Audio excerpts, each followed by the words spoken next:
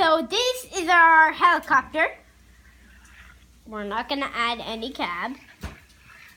And our battery with the motor is very fast. Here's our gears. This drives that gear. Then that bar. These are swirly connectors, so you can move them like up and down. So a swirly connector, a technical term? Mm-hmm. Awesome. And this is a holder.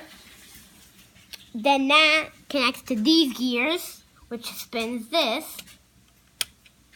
No, it doesn't spin though until you turn the motor on very well, because it's all locked in place. And this is our battery. Okay, let's see it. Let's see it in action. This is how it works. See how I told you this gear drives that gear? Go over here now. Whoa, that was so funny.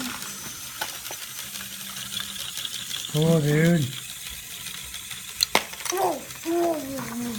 And there's our helicopter. All right, what do you say? Bye. Over and out, Henry. No. Are you gonna? I thought you were gonna try to squeeze your face in there.